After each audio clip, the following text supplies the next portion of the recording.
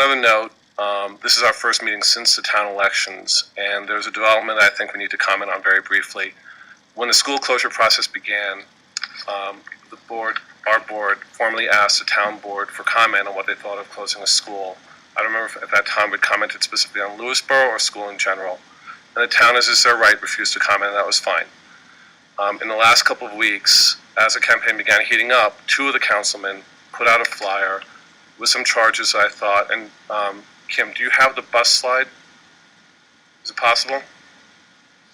There was a flyer put out with some kind of inflammatory data that I thought was inappropriate. One of them alleged that bus rides would spike to an hour if we closed the school. This is a slide that we put up a couple of times, but if you look at the times, the average time of a ride is 17 minutes. If you look at before you get to the fat tail of the bell curve, it's around 35 minutes. And there are all kinds of allegations made that I really found objectionable. I thought some of it might have descended to pandering. It's the nature of an election, that's fine. But then during the debate, there's a televised debate, one of the councilmen, talking about the pressures elementary school kids are under, listed three things. He listed Common Core, closing Lewisboro Elementary, and Sandy Hook. And that, I find that disappointing. That's all I think that really doesn't need to be said about that.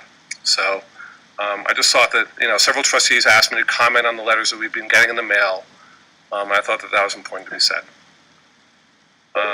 We'll move on.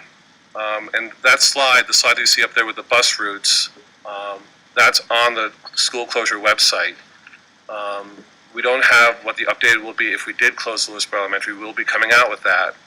But I think when people are looking at allegations that are made, you ought to look at data that we've been trying to put out so people can analyze it in a fair way.